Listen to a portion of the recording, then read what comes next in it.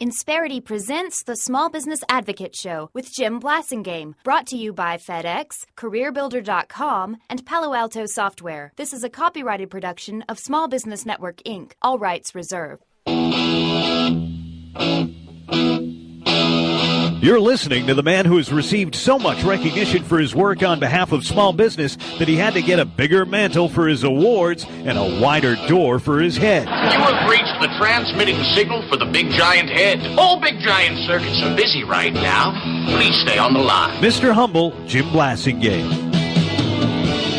Welcome back. 34 after the hour. Thank you for staying with me. My pleasure to continue to be with you. You just tuned in. Welcome aboard. We're glad you did that. If you've been listening already, we consider that a sign of high intelligence.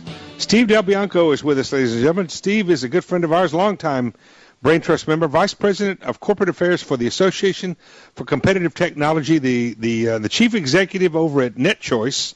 Also, NetChoice is an outstanding organization that he heads up and runs and is good for you and me, whether you and I know it or not. And Steve is one of the guys we turn to when we especially when we're looking at public policy issues that affect the internet, affect technology especially, but especially the internet particularly.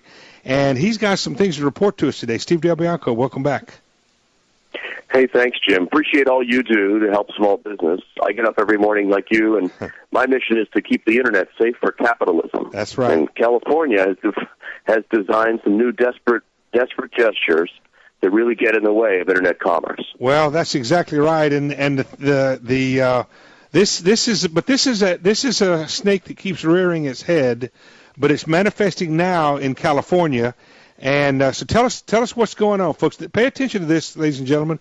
I know some of the stuff that Steve and I talk about might sound sometimes like we're getting over in the weeds, but let me tell you something, folks. This is your future, and whatever Steve's working on is going to impact the future viability of your small business. Go ahead, Steve.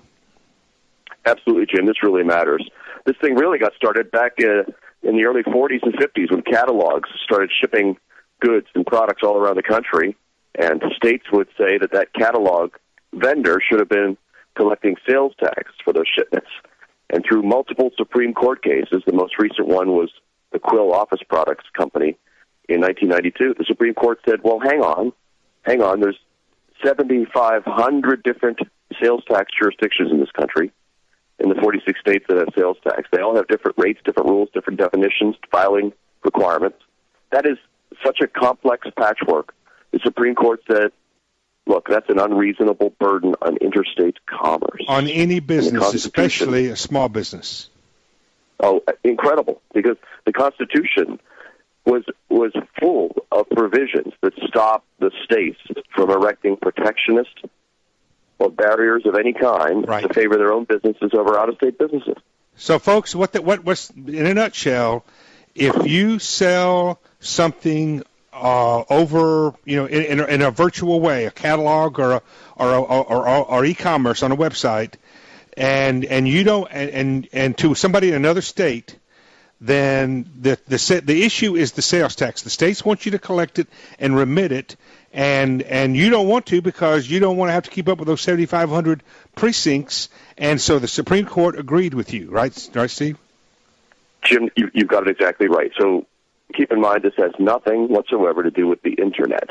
A lot of people make the mistake of believing that Internet commerce or e-retail is somehow tax-free, right? And they would be wrong. This Supreme Court ruling happened at a period of time when they used catalogs and telephone orders, not the Internet. But it applies to the Internet, too. Right. If you go to a website and buy something and the website ships it via common carrier to your home, if they're not having a presence in your state, they won't collect the sales tax from you and remit it to your state.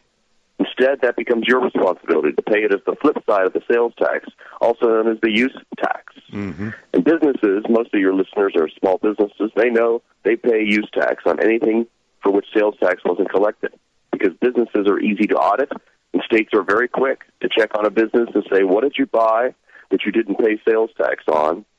Here's an invoice plus penalty and interest, and you'll pay it every quarter for the rest of your life. And the truth is the consumer who's making the purchase and receiving the goods in their state from that through that virtual transaction, whether it be a catalog or otherwise. The consumer is the one that's really responsible for paying the sales tax, isn't it? That's right. None of this money ever was coming from the vendors, from the retailers. All Right. of this is sales tax or use tax, both of which come from the pockets of the consumer who's buying the goods. Mm-hmm. So And that so brings this us full circle. The Supreme Court laid down the law and said, look, the states have such a mess on their hands that unless they clean it up, we're not going to force everybody to collect for them. But the Supreme Court went on to say that Congress controls interstate commerce in the United States. So anytime it feels like it, the U.S. Congress can step in and force catalog and online companies to collect for the states, whether it's simple or not. That hasn't happened, though. Congress doesn't even have a bill in front of it in the current Congress, even though we've seen one for 10 years. It doesn't seem to get any momentum. So states have turned to other measures. Hold on, Steve. I got to take a quick break, folks, and we come back. The latest kerfuffle in this debate is in California and with Amazon. We're going to talk about that after these messages. Stay with us. 22.